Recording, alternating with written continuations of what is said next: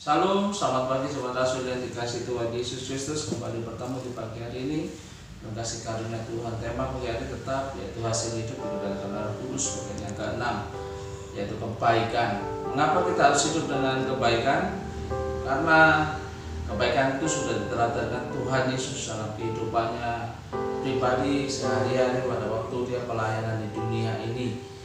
Karena itu kita sebagai anak Tuhan kita harus mencontoh teladan Tuhan Yesus yaitu hidup dalam kebaikan. Kisah Para Rasul 10 ayat 38 begini bunyi firman Tuhan, yaitu tentang Tuhan Yesus dari Nazaret, bagaimana Allah mengurapi dia dengan Roh Kudus dan kuat kuasa. Dia yang berjalan berkeliling sambil berbuat baik dan menyembuhkan semua orang yang dikuasai iblis, sebab Allah menyertai dia. Yang kedua, bagaimana hidup dalam kebaikan? Hidup dalam kebaikan itu yang pertama harus mempunyai cara hidup yang baik, pola hidup yang baik. 1 Petrus 2 ayat 12, milikilah cara hidup yang baik di tengah bangsa-bangsa bukan Yahudi, berarti bukan orang-orang yang mengenal Tuhan, supaya apabila mereka memfitnah kamu sebagai orang durjana, mereka dapat melihatnya dari perbuatan-perbuatanmu yang baik dan memuliakan Allah pada hari Ia melawat mereka. Jadi menjadi saksi Tuhan dari perbuatan-perbuatan kita, yaitu berbuat kebaikan dengan cara hidup yang baik, dalam pola hidup yang baik, dalam perbuatan-perbuatan hidup yang baik, supaya orang-orang yang bukan Yahudi itu mencontoh perbuatan kita yang baik. Yang kedua, hidup dalam kebaikan yaitu kaya akan kebajikan. 1 Timotius 6 ayat 14, peringatkanlah agar mereka itu berbuat baik, menjadi kaya dalam kebajikan, suka memberi, suka membagi. Yang kedua yaitu kaya akan kebajikan. Hidup dalam kebaikan yaitu yang kedua, kaya akan kebajikan. Yang ketiga, bagaimana hidup dalam kebaikan? Ketika itu menjadi teladan, seperti Tuhan Yesus tadi di awal menjadi teladan, kita harus juga menjadi teladan bagi orang-orang yang bukan Yahudi atau orang-orang yang di luar kita, yaitu orang-orang di dunia yang belum mengenal Tuhan Yesus.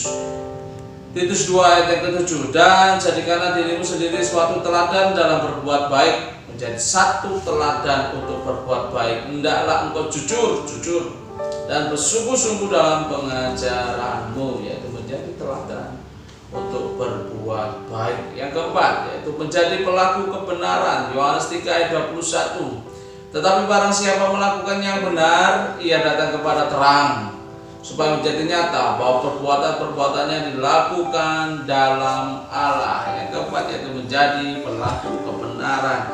Menjadi pelaku kebenaran, dia hidup dalam kebenaran Tuhan.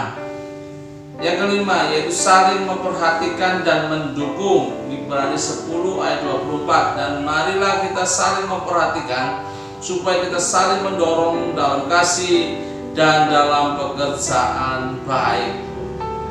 Yang kelima yaitu kita saling memperhatikan dan mendukung. Dalam firman Tuhan bagaimana hidup dalam kebaikan. Yang kelima kita harus memperhatikan, saling memperhatikan satu sama lain dan saling mendukung, saling menguatkan dalam satu tubuh Tuhan Yesus Kristus dalam pekerjaan yang baik, yaitu pekerjaan Tuhan. Yang keenam, harus kita perbuat setiap waktu, yaitu yang keenam. Bagaimana hidup dalam kebaikan itu? Harus kita perbuat dalam setiap waktu. Galatia 6 ayat 9, jangan kita jemu-jemu berbuat baik, tidak perlu jemu-jemu, tidak boleh jemu-jemu, tidak boleh berhenti untuk berbuat baik, karena apabila sudah datang waktunya kita akan menuai jika kita tidak menjadi lemah. Berbuat baik itu tidak boleh jemu-jemu, tidak ada batasnya, selalu kita lakukan.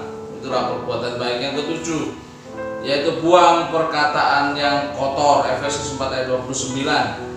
Efesus 4 ayat 29, bagaimana kita harus berbuat baik, yaitu buang segala perkataan kotor. Janganlah ada perkataan kotor keluar dari mulutmu, tetapi pakailah perkataan yang baik untuk membangun. Ingat, perkataan yang baik, perkataan yang membangun, bukan perkataan yang menyakiti atau melemahkan.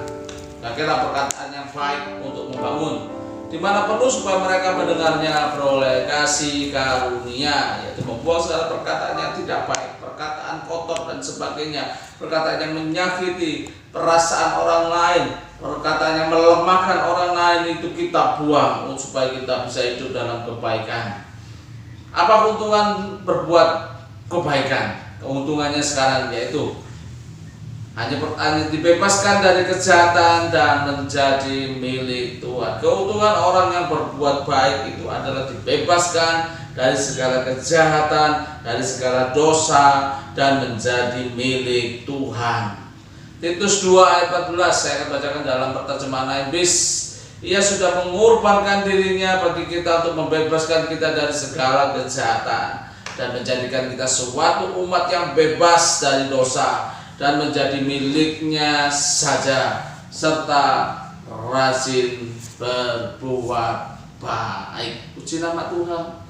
Kiranya firman Tuhan di pagi hari ini memberkati kita dan kita selalu berbuat dengan kebaikan. Haleluya. Amin.